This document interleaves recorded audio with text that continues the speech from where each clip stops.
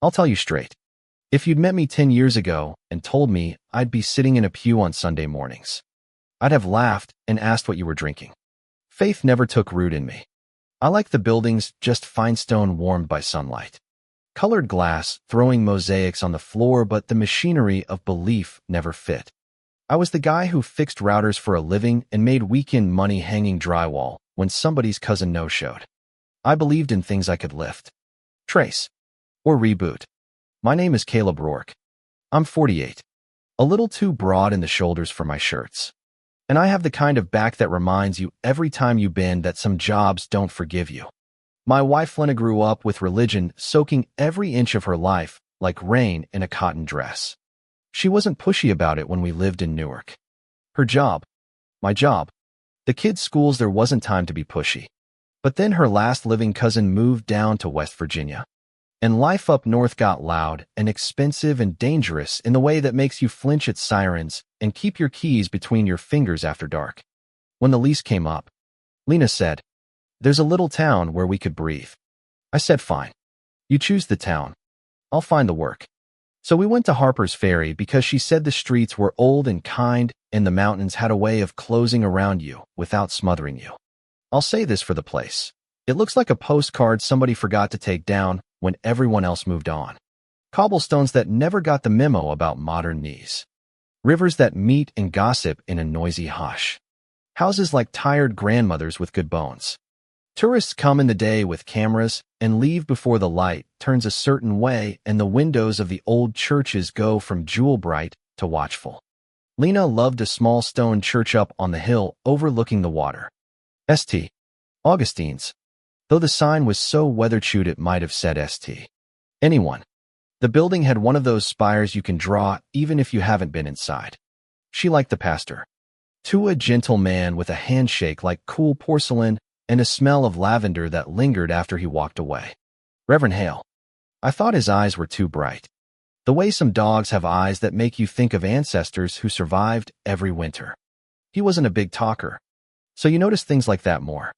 He would look at you, and you'd feel seen in a way that made you wonder what you looked like from his side. I started attending because refusing would have been an argument that lasted months. You pick your battles. I sat in the back and counted window panes and gave myself points for spotting mistakes in the bulletin. The congregation was small. I learned the names slowly. Mr. Lyle, who had a jaw like a doorstop and smiled exactly never. Mrs. Wickham, who brought pies to every potluck as if she'd been paid in cherries. A handful of quiet families with shoulders bowed by habit more than worry. There was one boy I noticed right away. Pale with hair, so dark it looked blue in the light. Always alone at the far front pew. He never sang. He stared at the altar like he was waiting for it to answer him. On the Sunday that changed everything. We were halfway through nearer. My God. To thee. The kind of hymn that can sound like hope when 100 voices rise, but sounds small and stubborn with 20.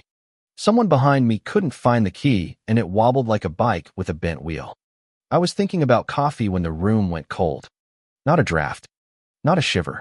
A door to walk in freezer cold. The kind you feel in your teeth.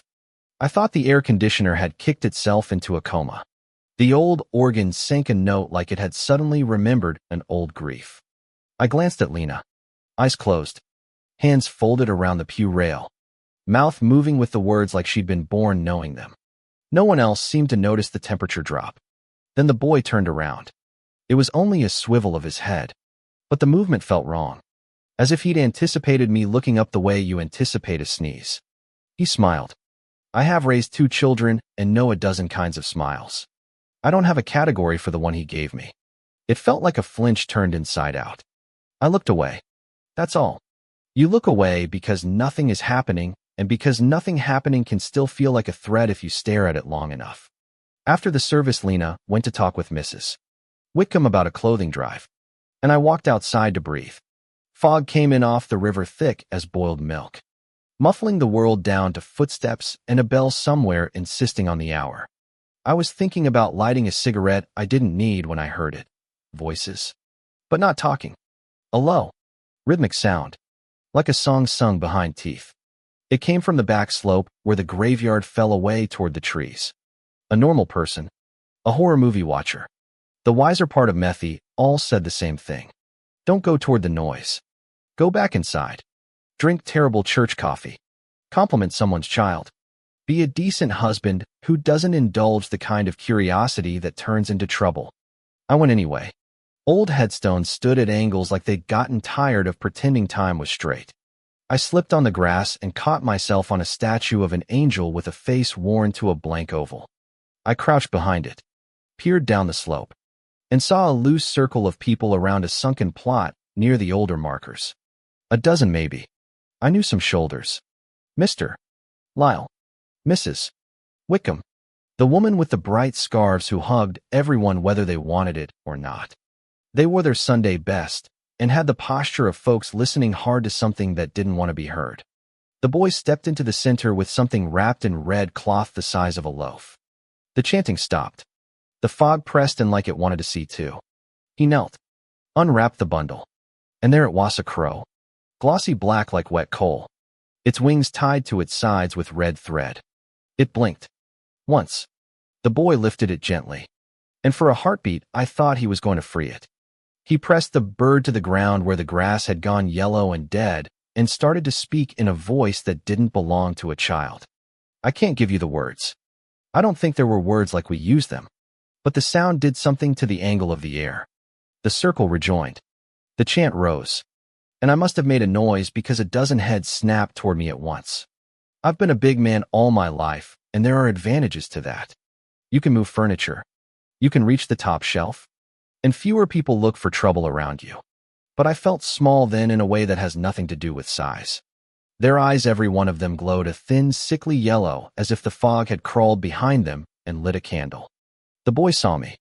He raised a free hand and waved. Like we were neighbors across a fence. Would you like to join us, Caleb? He asked. I didn't say yes. I didn't say no. I ran. The hill was wet, and I nearly took it on my back. But I got to the doors, shoved them, stumbled inside, and held on to the nearest pew until my breath came back like it intended to stay. No one followed.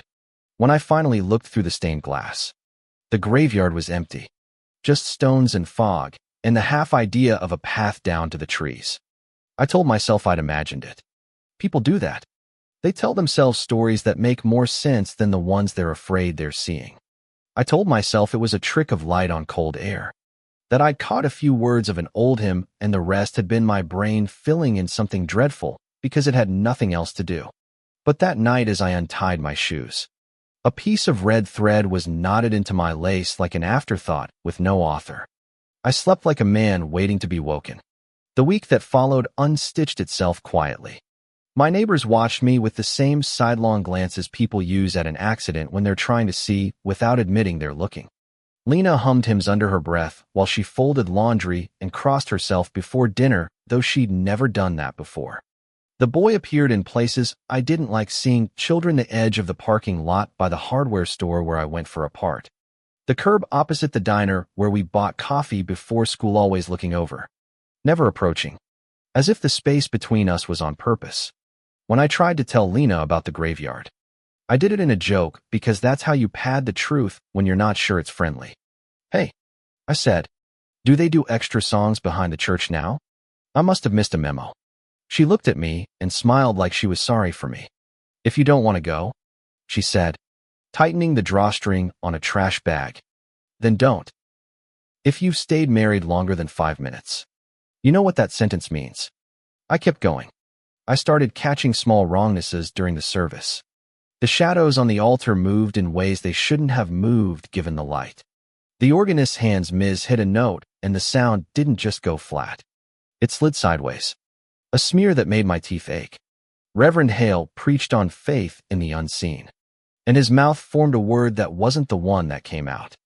I told myself it was fatigue, the move, the job, the way the mountains hold weather that makes you dream in fog. One night, at 2:33, I woke because I thought someone had said my name right against my ear. The room was cold enough to fog the glass. Lena slept with her fingers threaded through her rosary, the beads bright when the street lamp hit them.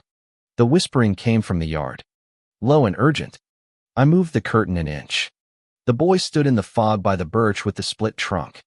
Behind him, shapes moved more than a few, less than a crowd, drifting toward the hill where the church sat like a patient animal. He lifted his hand and beckoned.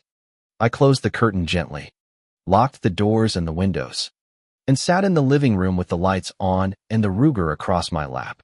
It's a foolish picture, a man guarding against weather and neighbors with a pistol he's never fired outside a range. But fear wants props, and I gave it one. On the following Sunday, the church was packed. People I hadn't seen before. People whose faces I couldn't fix in my mind even as I scanned them. The air stung with incense and old lady perfume, and something sweet under both, like fruit going soft. Reverend Hale preached about trusting the darkness as much as the light, and found my eyes with his when he said it. He smiled for the first time since I'd known him. His teeth were too white. The room murmured in agreement like bees. After the final hymn, the congregation pressed close. Fingers touched my sleeves and shoulders in polite little pats that felt colder than they should have. Mrs. Hale's wife, who had the kind of warmth that makes you think of quilts and hot soup, kissed my cheek. Her lips were damp and left a chill behind. The boy was in the center holding a bundle wrapped in red cloth. "Will you join us, Caleb?" he asked. Lena's hand found mine. Her palm was dry and strong. "Of course he will," she said, smiling up at me like a promise and a threat. "He's ready." I don't remember detaching. I don't remember any decisions. I just remember the aisle opening like a road and me taking it fast. The open door. The cold outside air gulped like water after a long run. Fog met me at the threshold and swallowed me whole. I ran home. Or I ran toward home. The run was a series of flashes, headstones. A willow. The shape of our porch. The reflection of my own face in a window where I shouldn't have been able to see it. When I reached the house, the door stood ajar. The kitchen was empty. Our bedroom was empty. On the dining table, Lena's rosary lay snapped. The beads had spilled and rolled into corners like teeth knocked loose. She didn't come back that day. She didn't come back the next. The kids stayed at a friend's house Saturday night. When I went to pick them up Sunday, no one answered. The mailbox held a small envelope. Inside was Lena's wedding ring threaded onto a length of red string. I drove to the sheriff. The station was closed with a handwritten sign that said back at 2 p.m. When I returned at 2:15, the sign was gone and the door still locked. I knocked on neighbors' doors. They opened and looked past me to some point over my shoulder. "Mr." Lal fed pigeons on the corner and lifted 2 fingers off his knee to tip a ghost of a salute without looking at my face. At the grocery store, the cashier rang me up and then pretended she didn't know how to take coupons while her hands shook. I called my brother in Ohio from the kitchen phone because the cell service is never good in the hollow. The call went through and the line filled with a static that swelled and swelled until it sounded like a stadium whispering. My name was there inside it, stretched and bent into a shape that fit the sound. I hung up gently. I took the phone off the wall and set it on the floor like it might break if I did anything sudden, then picked it up and threw it out the back door. Sleep made itself scarce. When it came, it brought a single dream: the church, its windows lit. A press of faces all close together, mouths sewn shut with red thread, breathing fast through their noses as if they'd been running. A week later, I tried to leave. I packed a duffel with 2 days of clothes and cash I'd put away for a water heater that hadn't died yet. I drove the road out of town. The road turned the way it always turned, and then turned a way it hadn't before. There was a tunnel I didn't remember, cut into the mountain and curling deeper like a drill. When I came out the other side, the church waited on the hill, its windows glowing. The boy sitting on the steps as casual as a cat. He waved and pointed to my right foot. I looked down. A hair-thin thread looped once around the aglet of my lace and trailed off the step like a tail. I drove 3 hours and came back to the same place. I did that twice, because stubbornness is a habit that can't be reasoned with. The next morning there was a red thread tied around the outside handle of my front door. Another on the top slat of the back fence. Another slipped like a bookmark between the pages of the manual for my drill. I cut them with kitchen scissors and threw them in the sink and felt foolish for feeling like I'd done something meaningful. At 3:17 the following night, The front door sighed and opened. Whoever entered walked without the courtesy of quiet. They came to the bedroom door and held the knob steady, as if reminding me that any next movement was theirs to choose. The shadow under the door fattened and then shrank and slid away. Incense lived in the hallway for an hour after, stubborn as ruin. When I woke, a damp red thread lay across my pillow like a worm after rain. That morning I made eggs and couldn't eat them. I'm not a man given to speeches to empty rooms. But I talked then because the air had grown thick with waiting. I understand, I said. You don't have to explain it again. And I did. It came to me like the way you learn a path by walking it. The red threads weren't symbols or charms. They were tethers. The logic was plain once you accepted that it was any kind of logic at all. Tie enough things to a placeto or handles. Laces, rings, fence rails, and you don't have to build a wall to keep someone in. You just need to raise the cost of going until the idea of leaving throws itself away. Then I thought of something else. Something smaller and crueler. You can also tie a person to you by tying yourself to their life. Slip a thread into their pocket. Wrap one around the clasp of their wife's ring. They can run all day, and when they stop, you'll be sitting on the steps waving like the distance between you never mattered. There are tricks the mind plays when it's cornered. It bargains. It distracts. It promises to be good if the corner is kinder next time. I'd played them all. I set them down. I went room to room with a pair of scissors. I checked my shoelaces and cut 2 slivers I wouldn't have noticed if I hadn't been looking for them. In the coat closet, a red thread ran from the sleeve of my jacket to the edge of the door. Snip. In the kitchen, a thread tied the handle of the junk drawer to the bracket of the counter. Snip. On the back porch, one lay across the doormat, so fine the light made it disappear when I shifted an inch. Snip. Another tied the garbage can to the fence. Snip. There were more. Some were obvious, brazen, lazily looped around a knob like a joke. Some were hidden in seams and wrapped twice around screws. Snip. Snip. Snip. I found one wrapped around the bottom of Lena's jewelry box, the one she'd inherited from her grandmother. The one that still smelled like someone's wrists after a day at a store counter. I sat down hard on the bed with the box in my lap and the thread between my fingers and told myself I wasn't crying. The house listened without judgment. I cut that one last. By the time I finished, a small naga of thread lay in the sink like the remains of a ruined sweater. The air felt different. I hadn't noticed the pressure until it lifted. It was like releasing a lid on a pot you didn't know you'd clamped down. I put the scissors in my pocket and walked outside. Fog still hung off the water, but it had the look of weather now, not intention. I got in the car. The engine sounded like it always did when it was going to behave. I drove. The road turned. It turned again.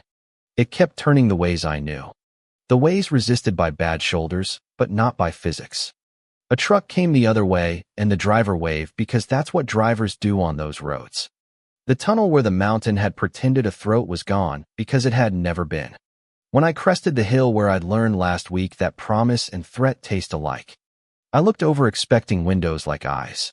There was only a rise of trees where the church should have been. I don't mean it wasn't there. I mean it wasn't for me anymore. I didn't stop. I didn't look back because sometimes memory is a tether too, and you have to decide not to give it your hands. By the time I crossed the county line, the fog was behind me. I drove another 2 hours, then pulled into a rest stop that had a vending machine with potato chips I'm pretty sure were older than one of my kids. I slept in the car with the seat back and my jacket over my chest. I dreamed about a bird with red thread around its wings lifting into a pale sky and then not loosening, as if it had been waiting all along to make sense.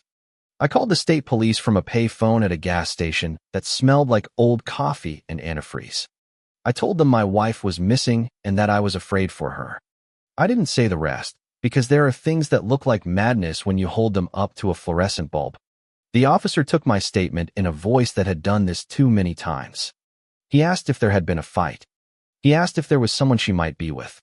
He told me to come in if I could. I said I would. I drove to a town that had a room I could afford for a week. I moved into it. I took a shower that ran cold after 5 minutes and washed the smell of incense out of my hair. That night, this part is not a metaphor. I wrapped a shoelace around my wrist to remind myself that if I tied myself to anything now, it had to be something that could get cut when it needed to be. The next morning, I found a red thread on the seat of my car. It lay there like a worm after storm. I didn't touch it. I opened the door and blew it out with my breath. It skittered across the asphalt and lifted at the edge, taken by a breeze that didn't smell like the river back in town. I don't know what will happen to Lena. I don't know if cutting threads works when you've chosen one for yourself and called it a marriage. I don't know if the ring on the string means what it would mean anywhere else. There are people who will say I abandoned her. There are people who will say she left me. There are people who will say you can't be stolen by anything you don't invite. I can't prove anything to anyone who didn't feel the way the air pressurized room by room. But I know this. The door opens easier when you unhook the wire keeping it closed. Weeks have passed. I rent a small place 2 towns over. Not pretty, but reliable, one of those apartments that smells like other people's dinners at 5 o'clock. I fix routers during the day and hang drywall on Saturdays for a man who pays cash and a compliment. I call the police every Thursday. I leave messages every Monday. I carry a pair of scissors everywhere like a superstition, pretending not to be one. It's a habit that makes no sense until you need it. I don't go to church. That doesn't feel like rebellion. It feels like stepping around a hole you once fell in because your legs remember better than your mind. Sometimes, when the fog lifts off the river here at dawn, it threads itself into shapes that make me catch my breath. Then it thins and goes where weather goes. And for a minute, I forgive the air for all the tricks it knows. You want a moral? I can give you one you can fold small and carry. Some ties keep you upright. Some ties pull you under. You live long enough, and you learn to tell the difference by the bruise they leave. If a thread shows up on your doorknob with nobody owning it, that thread is not for your good. If a line runs from your shoe to a place you can't leave, that line isn't a blessing. Cut it. Cut the obvious ones. Cut the hidden ones. Cut the ones you wrapped around yourself because you thought loving a place or a person meant binding yourself past the point of escape. The people who want to hold you don't need rope. The people who need rope don't want to hold you. They want to keep you. There are nights I wake up at 2:33 and listen because I'm a man who learns slow. Sometimes the wind says my name the way trees say every name. Sometimes there's nothing at all. Once, at 3:17, the hallway light flicked itself on and then off like it was checking whether I still counted. I got up, stood at the door, and said to the empty space, "No, not brave, not magic. Just a word." But it held. I still think about the boy. The way he waved like we were neighbors. I wonder who tied the first thread for him and what he lost when he learned how to tie them himself. That isn't forgiveness and it isn't pity. It's a way to keep from making him bigger than he is. In a box under my bed, there's a little coil of red thread that I kept by accident before I understood what I was keeping. Every month, I think about throwing it away. Every month, I don't. Maybe I want to remember that I got out. Maybe I want to remember that getting out isn't the same as finishing. Maybe I'm waiting for a day when the scissors won't feel necessary. And I'll take that thread to the dumpster behind the building and leave it for weather. If you're still with me. If you've followed me past the church door and down the hill and across the county line, you can do me a favor. Talk to me in the comments about the way we use ties. About the ways we call violence something else when we like the hands that do it. About how a town or a church or a marriage can turn unjust without raising its voice. Tell me where you draw the line and what you're willing to cut to get free. I don't need agreement. I'm not trying to win. I want to know how you decide what you owe and who you owe it to, and what you call it when paying that debt starts feeling like drowning.